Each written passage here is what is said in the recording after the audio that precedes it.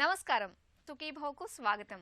ఈరోజు సుఖీభవలో కాలేయ మార్పిడి ఎప్పుడు, మధుమేహుల్లో కొవ్వు స్థాయిలు తగ్గితేనే గుండెకు మేలు, శుభ్రకాల వాడకం ఎలా ఉండాలి, పిల్లల్లో శ్వాసకోశ సమస్యలు, ఇంకా హెల్త్ టిప్. కాలేయం బాగున్నంత వరకే మనకు ఆరోగ్యం. ఏ కారణంగానైనా కాలేయం దెబ్బతినిపోతే మన ఆరోగ్యం పూర్తిగా కుదేలైపోతుంది. ఇలాంటప్పుడు దెబ్బతిని పూర్తిగా పాడైపోయిన కాలేయం స్థానంలో దాత నుంచి సేకరించిన కాలేయాన్ని మార్పిడి చేయాల్సి ఉంటుంది. అయితే కాలేయం దాదాపు 90% పాడైనప్పటికీ మందులతో దాన్ని బాగు చేసే అవకాశం ఉంటుంది. పూర్తిగా పాడైనప్పుడు, సిరోసిస్, క్యాన్సర్ సోకినప్పుడు మాత్రం ఖచ్చితంగా కాలేయ మార్పిడికి వెళ్లాల్సి ఉంటుంది. కాలేయ మార్పిడికి దారితీసే పరిస్థితుల గురించి ఇప్పుడు తెలుసుకుందాం.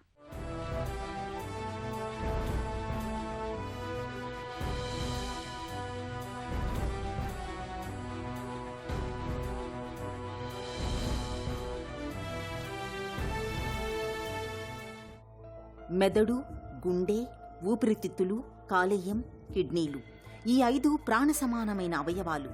వీటిలో ఏ ఒక్కటి మొరాయించినా మన శరీరమనే బండి అస్సలు ముందుకు నడవదు.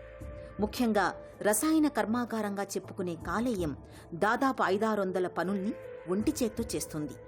ఏవైనా చిన్నపాటి ఇబ్బందులు ఎదురైనా తనంతకు తానే నయం చేసుకుంటుంది. అలాంటి కాలేయం కూడా చాలాసార్లు మన దురలవాట్లు, అనారోగ్యకర జీవనశైలి, కొన్ని పుట్టుకతో వచ్చే జబ్బుల కారణంగా చిక్కుల్లో పడుతుంటుంది. చాలా సందర్భాలలో కాలేయ సమస్యలు మందుల సాయంతోనే తగ్గిపోతుంటాయి. ఆ స్థాయి దాటి కాలేయానికి డ్యామేజీ జరిగితే మాత్రం ఇక లివర్ ట్రాన్స్ప్లాంటేషన్ ఒక్కటే పరిష్కారం.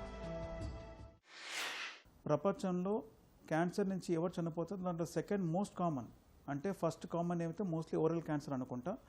సెకండ్ మోస్ట్ కామన్ కాజ్ ఏంటంటే మన లివర్ క్యాన్సర్. కానీ దీనికి కూడా పరిష్కారం ఉంది, జనాలకు అది తెలియదు. సో అంటే ఇంత దారుణమైన పరిస్థితుల్లో మనం ఉన్నాం ఇప్పుడు. అండ్ ఇంతమందిలో మనం చూస్తే కూడా ఒక 50% వరకు ఆల్కహాల్ వల్ల లివర్ ప్రాబ్లమ్స్ ఉంటాయి. మిగతా 50%, 40%కి ఫ్యాటీ లివర్ వల్ల ప్రాబ్లం వస్తుంది.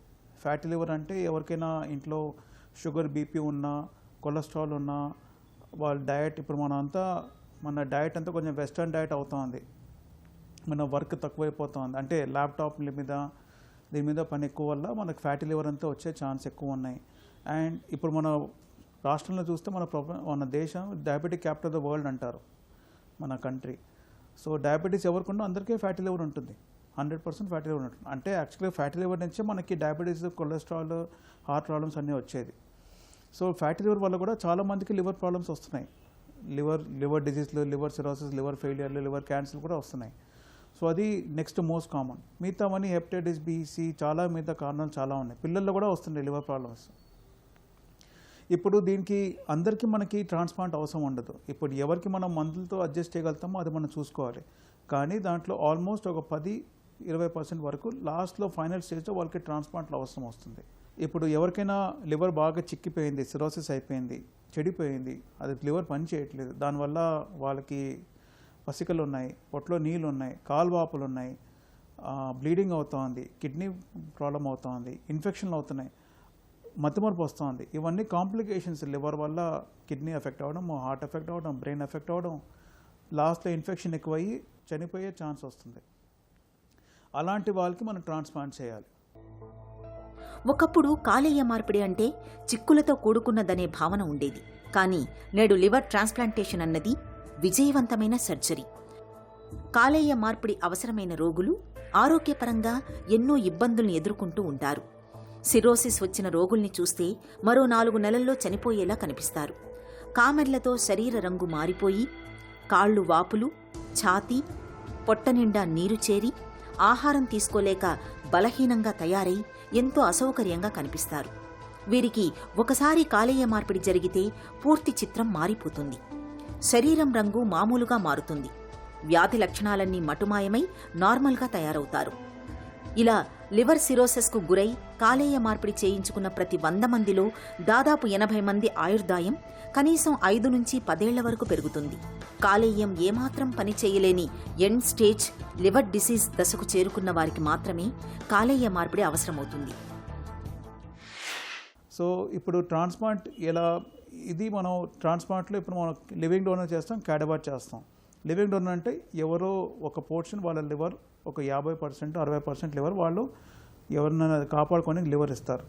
ఇప్పుడు వాళ్ళ అమ్మ నాన్న వాళ్ళు ఇస్తారు, పెద్దవాళ్ళకి వాళ్ళ పిల్లలు ఇస్తారు. ఇది కామన్. ఇది ఎవరన్నా ఫ్యామిలీ నుంచి ముందుకు వచ్చి మేము మా వాళ్ళని కాపాడుకుంటామండి, మాకు ట్రాన్స్ప్లాంట్ చేస్తే ఉపయోగం ఉందా అని చూస్తే అప్పుడు మనం డోనర్ టెస్టులు చేస్తాం. డోనర్ టెస్టులు సపోజ్ వాళ్ళ టెస్టులు అన్నీ బాగున్నాయి, వాళ్ళకి ఏమీ రిస్క్ లేదు, వాళ్ళ జీవితం అంతా బాగుంటారు, వాళ్ళకి ఒక ఆపరేషన్ మాత్రం చేస్తాం కానీ ట్రాన్స్ప్లాంట్ తర్వాత వాళ్ళకి ఏం రిస్క్ లేదన్నప్పుడు అప్పుడు మనం లివింగ్ డోనర్ ఆపరేషన్ చేస్తాం. సో అది మనం జాగ్రత్తలు తీసుకొని ఒక ప్లాన్ సర్జరీలాగా ఉంటుంది. కరెక్ట్ టైంలో మనం చూసుకొని బాగా పేషెంట్ కూడా స్టెబిలైజ్ అయ్యాడు, ఆయన కాంప్లికేషన్స్ తగ్గినాయి, మందులు కరెక్ట్గా తీసుకుంటున్నాడు, బాపులన్నీ తగ్గినాయి, ఇన్ఫెక్షన్ కంట్రోల్ అయింది, కిడ్నీ బాగుంది, ఆహారం బాగా తీసుకుంటున్నాడు, అలాంటి టైంలో మనం ట్రాన్స్ప్లాంట్ చేస్తే తప్పకుండా సక్సెస్ రేట్ 90% కన్నా గ్యారంటీ ఇవ్వచ్చు. డోనర్ యూజువల్గా ట్రాన్స్ప్లాంట్ తర్వాత ఇది ఒక ట్రాన్స్ప్లాంట్ ఆపరేషన్ ఒక ఆల్మోస్ట్ 8-10 గంటల ఆపరేషన్, పెద్ద ఆపరేషన్. మన మానవత్వంలో బిగ్గెస్ట్ ఆపరేషన్ లివర్ ట్రాన్స్ప్లాంట్ అంటారు. కానీ అప్పుడు కూడా సక్సెస్ రేట్ 90% చెప్పగలుగుతున్నాం. అంటే మనం టైం ప్రకారంగా చూసుకోవాలి, కరెక్ట్ టైంలో ఉంటే best option. So living donor operation తర్వాత డోనర్ ఒక వారంలో ఇంటికి వెళ్ళిపోతారు. వాళ్ళకి మెడిసిన్స్ ఉండవు, పత్యాలు ఉండవు, ఫాలోఅప్లు ఉండదు, ఏం అవసరం లేదు. ఒక 2-3 వారాలు వాళ్ళ కుట్లంతా ఆడే వరకు రెస్ట్ తీసుకోవాలి ఇంట్లో అంతే. కానీ వాళ్ళ పనులు వాళ్ళు చేసుకోవచ్చు, వాళ్ళు మళ్ళీ డాక్టర్ని కలవాలి, ఏది అవసరం లేదు. వాళ్ళ పనులు వాళ్ళు సంతోషంగా అబ్రాడ్కి వెళ్ళొచ్చు, వాళ్ళు ఆఫీస్కి వెళ్ళొచ్చు. ఒక నెల తర్వాత అన్ని రొటీన్గా ఉంటుంది. పేషెంట్కి ఏంటంటే 2 వారాల్లో డిశ్చార్జ్ అవుతారు 90% పేషెంట్స్. డిశ్చార్జ్ అయిన తర్వాత వాళ్ళు 3 నెలల వరకు వాళ్ళు కొంచెం పత్యాలు ఉంటాయి. పత్యాలు ఏంటంటే కొంచెం ఇంట్లోనే ఫుడ్ తీసుకోవాలి, బయట ఫుడ్ తీసుకోకూడదు, ఫ్రెష్గా వండి పెట్టిన ఫుడ్ తినాలి, మందులు టైం తీసుకోవాలి, మేము చెప్పినప్పుడు రావాలి. దాని తర్వాత ఇంకేం ప్రాబ్లమ్స్ రావు. ఇంకో ఆప్షన్ సపోజ్ మన ఫ్యామిలీలో బ్లడ్ గ్రూప్ మ్యాచింగ్ ఎవరు లేరు, లేకపోతే ఇవ్వాల్సిన లేరు, లేదా ఉన్నవారు కూడా వాళ్ళకి లివర్ బాగాలేదు, అంటే వాళ్ళకి ఎనాటమీ సూటబుల్ లేదు, వాళ్ళకి రిస్క్ ఉందంటే మనం చేయకూడదు డోనర్.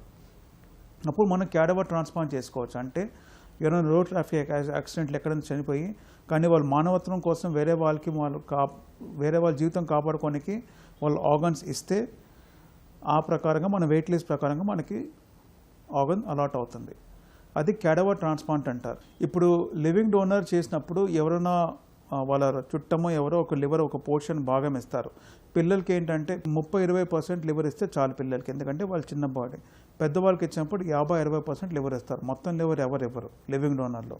దేవుడు ఇచ్చిన వరం ఏంటంటే లివర్కి మంచిగా ఉన్నప్పుడు, హెల్తీగా ఉన్నప్పుడు లివర్ దాని ద్వారా గ్రో అవుతుంది. దానికి మనకి మందులు తీసుకోవడము, పత్యాలు చేయడం అలాంటివి ఏమీ అవసరం లేదు. 2 వారాల్లో లివర్ దాని ద్వారా మళ్ళీ 40% నుంచి 100% అదే గ్రో అయిపోతుంది డోనర్కి. అదే మనం ఇచ్చిన 50%-60% లివర్ పేషెంట్కి అది కూడా 2 వారాలు నార్మల్ గ్రో అయిపోతుంది. కాలేయం ఎన్నో రకాల కీలక జీవక్రియల్ని నిర్వర్తిస్తుంది. శరీరంలో చేరే విషాలను హరిస్తుంది, ప్రోటీన్ను తయారు చేస్తుంది, గ్లూకోజ్ రూపంలో శక్తిని నిల్వ చేసుకుంటుంది, రక్తం గడ్డకట్టేందుకు ఉపయోగపడే క్లాటింగ్ ఫ్యాక్టర్స్ను ఉత్పత్తి చేస్తుంది. కాలేయం వ్యాధిగ్రస్తమైనప్పుడు ఈ పనులన్నీ ఆగిపోతాయి. దాంతో ఎన్నో రకాల సమస్యలు తలెత్తుతాయి. అయితే కాలేయం వ్యాధిగ్రస్తమయ్యే తీరు ఎక్కువ సందర్భాలలో నెమ్మదిగా జరుగుతుంది.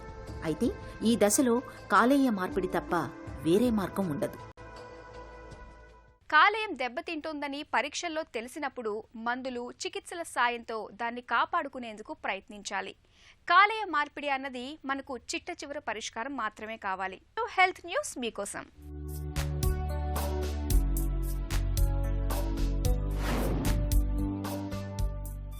మధుమేహుల్లో కొవ్వు స్థాయిలు తగ్గితేనే గుండెకు మేలని ఒక తాజా పరిశోధనలో వెల్లడైంది. ఒంట్లో కొవ్వు స్థాయిలను, నడుము పరిమాణాన్ని తగ్గించుకుంటే మధుమేహుల్లో గుండె వైఫల్యం ముప్పు తగ్గుతున్నట్లు పరిశోధకులు పేర్కొంటున్నారు. యూటీ సౌత్ వెస్టర్న్ పరిశోధకుల అధ్యయనంలో మధుమేహుల్లో గుండె వైఫల్యానికి పరిశోధకులు look ahead action for health in diabetes పేరుతో అధ్యయనం నిర్వహించారు. అధిక బరువు, స్థూలకాయులైన 5,000 మంది మధుమేహుల శారీరక స్థితిగతులపై అధ్యయనం చేశారు. శరీర బరువు, కూర్పు, నడుము చుట్టుకొలతల గురించి సమాచారం సేకరించారు. గుండె వైఫల్యానికి దారితీసిన సంఘటనలను కూడా పొందుపరిచారు. ఫలితాల్ని విశ్లేషించినప్పుడు కొవ్వుల స్థాయిని, నడుము చుట్టుకొలతలను తగ్గించుకున్న వారిలో గుండె వైఫల్య ముప్పు తక్కువగా ఉన్నట్లు తేలింది. కండరాల బరువు తగ్గిన వారిలో మాత్రం గుండె వైఫల్య ముప్పు ఏమాత్రం తగ్గలేదని పరిశోధకులు చెబుతున్నారు. ఈ నేపథ్యంలో మధుమేహులు కండరాల బరువును తగ్గించుకోవటం కంటే కొవ్వుల స్థాయిలను తగ్గించుకోవటమే మేలని పరిశోధకులు సూచిస్తున్నారు. కరోనా చెలరేగిపోతున్న కల్లోల కాలమిది. ఏది ముట్టుకోవాలన్నా భయపడిపోతున్నాం. వైరస్ భయంతో తరచూ చేతుల్ని శుభ్రం చేసుకుంటున్నాం. ఇంటిని, టాయిలెట్లను, పరిసరాల్ని శుభ్రంగా ఉంచుకుంటున్నాం. ఈ అలవాట్లన్నీ మంచివే, కానీ శుభ్రత పేరుతో అతి చేస్తే లేని సమస్యలు వచ్చి పడతాయని హెచ్చరిస్తున్నారు డాక్టర్లు. సబ్బులు, శానిటైజర్లు, ఇంటి గదుల్ని, టాయిలెట్లను శుభ్రం చేయడానికి వినియోగించే రసాయనాలు, ద్రవణాల్ని అతిగా వాడితే వాటి మూలంగా చర్మానికి, శ్వాస అవయవాలకు సమస్యల తాకిడి పెరుగుతుంది. మితిమీరిన శుభ్రకాల వాడకం వల్ల తలెత్తే అనర్థాలు ఎలా ఉంటాయో, శుభ్రకాల వాడకం ఎలా ఉండాలో ఇప్పుడు తెలుసుకుందాం.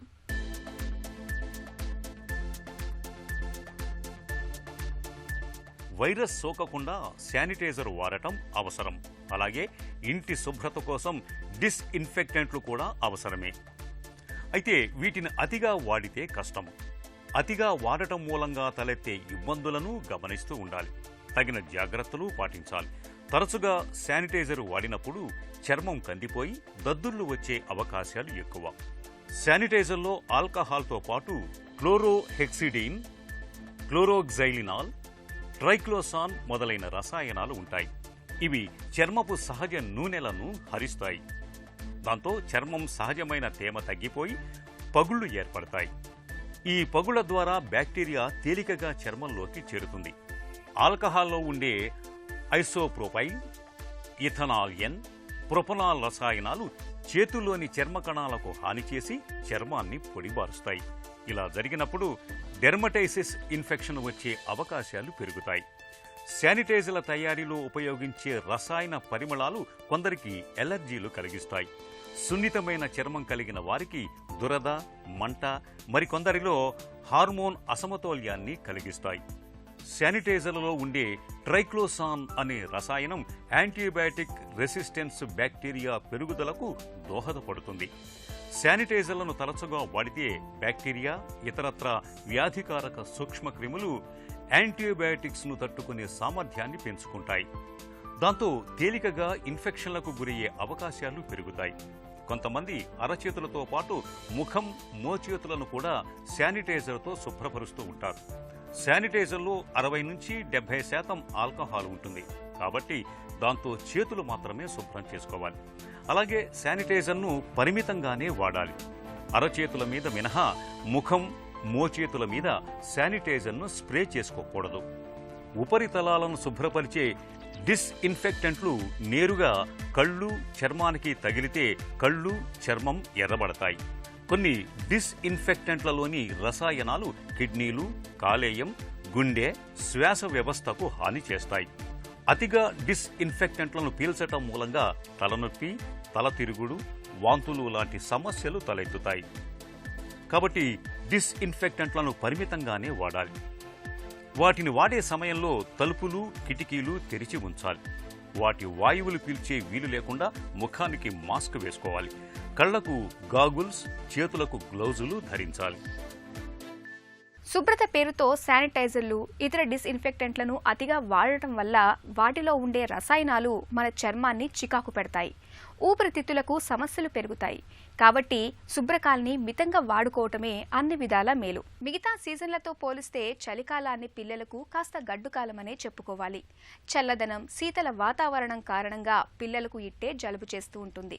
దగ్గు, గొంతు నొప్పి వంటి బాధలు వేధిస్తూ ఉంటాయి. పిల్లి కూతలు, ఆస్తమా వంటి బాధలు కూడా పెరుగుతూ ఉంటాయి. వైరల్ ఇన్ఫెక్షన్లు కూడా సోకుతూ ఉంటాయి. ఈ నేపథ్యంలో చలి సీజన్ ముగిసే వరకు పిల్లల్ని కంటికి రెప్పలా కాపాడుకోవాల్సి ఉంటుంది. చలికాలంలో పిల్లలకు ఎదురయ్యే శ్వాస ఇబ్బందులు ఎలా ఉంటాయో, వాటిని అధిగమించేందుకు తల్లిదండ్రులు ఏం చేయాలో, ఎలాంటి జాగ్రత్తలు తీసుకోవాలో డాక్టర్ని అడిగి ఇప్పుడు తెలుసుకుందాం.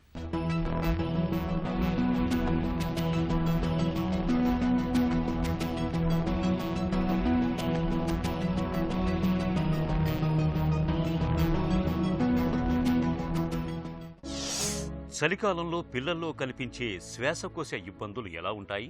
1 year లోపు, ఎస్పెషల్లీ 6 months లోపు పిల్లల్ని తీసుకుంటే వాళ్ళకి బ్రాంకియలైటిస్ అంటే రెస్పిరేటరీ ఇన్ఫెక్షన్, చెస్ట్ ఇన్ఫెక్షన్ అన్నమాట. It's basically viral infection. So లంగ్స్కి వైరల్ ఇన్ఫెక్షన్ రావటం వల్ల వాళ్ళల్లో పిల్లలకి ఫీవర్ ఉంటాము, తర్వాత అసలు కాఫ్ అది ఉంటాము. సో వాళ్ళలో కొంతమంది పిల్లలకి ఆయాస పట్టము, తర్వాత అసలు పిల్లి కూతల్లాగా వీజింగ్ ఈ సిమ్టమ్స్తో ప్రజెంట్ అవుతారు. యూజువల్గా 6 months to 1 year ఏజ్ గ్రూప్లో ఈ సిమ్టమ్స్ ఉంటే కనుక ఈ సీజన్లో దట్ ఈస్ బ్రాంకియలైటిస్. పిల్లల్లో బ్రాంకియోలైటిస్కు చికిత్స ఎలా ఉంటుంది? వన్స్ మనం బ్రాంకియలైటిస్ అనే నిర్ధారణ అయిన తర్వాత దిస్ ఈజ్ వైరల్ ఇన్ఫెక్షన్ కాబట్టి దానికి స్పెసిఫిక్ ట్రీట్మెంట్ లేకపోతే యాంటీబయాటిక్స్ అట్లా ఇవ్వాల్సిన అవసరం ఉండదన్నమాట. ఎక్కువ సార్లు ఇట్స్ బేసికలీ సపోర్టివ్ ట్రీట్మెంట్.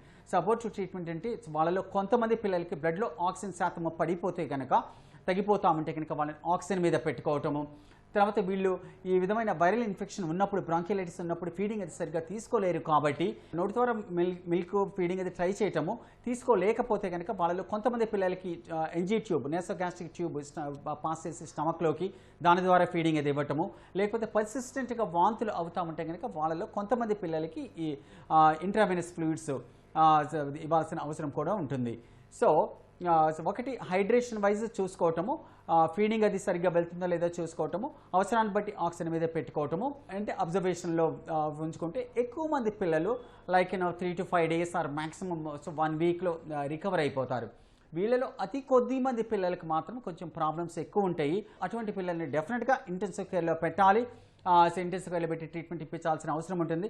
వాళ్ళలో అతి కొద్ది మంది పిల్లల్ని మ్యాక్సిమం ఒక 1 to 2% ఆఫ్ ది చిల్డ్రన్ని వెంటిలేటర్ మీద కూడా పెట్టి ట్రీట్ చేయాల్సిన అవసరం ఉంటుంది. సో వీళ్ళలో కొంతమంది పిల్లలకి నెబులైజర్స్ అంటే ఈ ఆవిరి పెట్టడం వలన యూజ్ ఉండొచ్చు, అది కూడా ట్రై చేయొచ్చు. వైరల్ ఇండ్యూస్డ్ వీజ్ అంటే ఏంటి?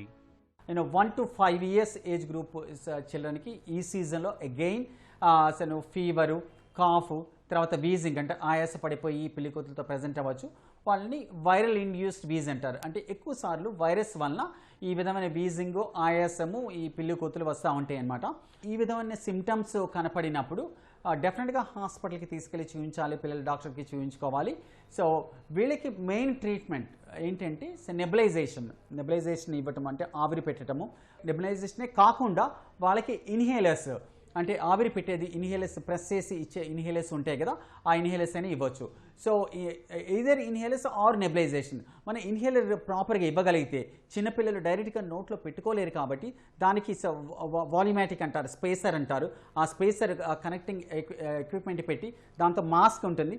మాస్క్ ఈ ముక్కు నోరు కవర్ అయ్యేటట్టు మాస్క్ పెట్టి ఇంకో ఎండ్ నుంచి ఇన్హేలర్ ప్రెస్ చేస్తే ఆ మధ్యలో ఉన్న ఆ స్పేసర్ ద్వారా ఈ మాస్క్ ద్వారా లోపలికి ఇన్హేలర్ మెడిసిన్ వెళ్తుందన్నమాట.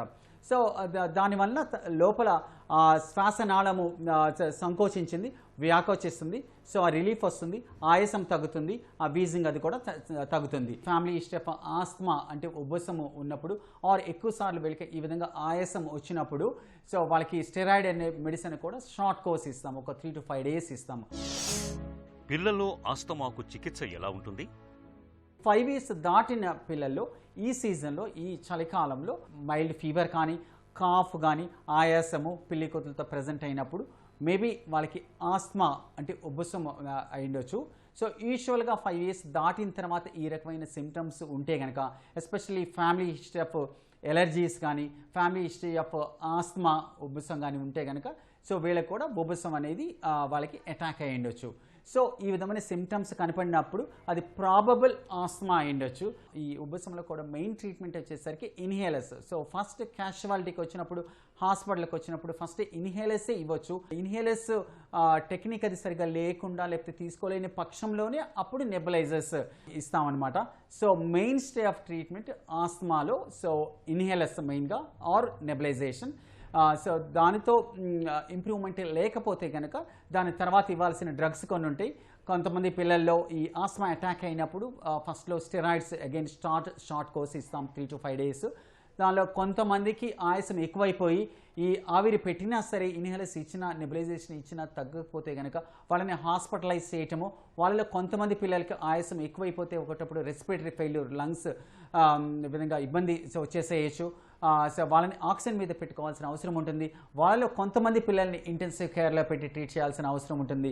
దానిలో అగైన్ అతి కొద్ది మంది పిల్లలకి మాత్రం లెస్ దాన్ 1% ఆఫ్ చిల్డ్రన్కి మాత్రం వెంటిలేటర్ మీద పెట్టి ట్రీట్ చేయాల్సిన అవసరం ఉంటుంది. సో ఈ ఆస్మాలో యాంటీబయాటిక్స్ ఇవ్వాల్సిన అవసరం లేదు. Unless secondary chest infection, secondary bacterial infection ఉన్నప్పుడు మాత్రమే యాంటీబయాటిక్స్ వాడతాము. పిల్లలు ఇన్హేలర్లకు అలవాటు పడతారా?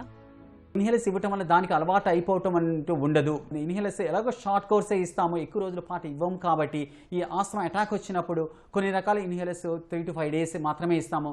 కొన్ని రకాల ఇన్హేలర్స్ అంటే ఆస్మా అటాక్ రాకుండా ఆపటానికి ప్రివెంటివ్ ఇన్హేలర్స్ అంటాము, అది దాదాపుగా 3 months 6 months కూడా ఇస్తాము. సో ఇన్హేలర్స్ వలన అలవాటు పడిపోవడం అట్లా ఏముండదు. నెబులైజర్స్ కన్నా ఇన్హేలర్స్ ఇవ్వటమే బెటరు. కాబట్టి పేరెంట్స్ అంత ఇదిగా ఆలోచించాల్సిన అవసరం లేదు. చలికాలంలో పిల్లల ఆరోగ్య విషయంలో తల్లిదండ్రులు ఎలాంటి జాగ్రత్తలు తీసుకోవాలో, బ్రాంకియోలైటిస్, ఆస్తమా వంటి సమస్యలపై ఎలాంటి అవగాహన అవసరమో తెలుసుకున్నాం కదా. ఒక చిన్న చిట్కా మీకోసం. చలికాలంలో స్నానానికి ముందుగా వ్యాజిలిన్ లేదా ఏదైనా బాడీ లోషన్ని ఒళ్లంతా పట్టించి ఆపై స్నానం చేయండి. చర్మం పొడిబారటం, పగులు రావటం తగ్గుతుంది. సుఖీభవ కార్యక్రమానికి సంబంధించి మీ విలువైన సూచనలు, సలహాలని వెంటనే మాకు రాయండి. మా చిరునామా Sukhibhava, ETV, Ramoji film city, Hyderabad 501512 లేదా sukhibhava@etv.co.in కు మెయిల్ చేయండి.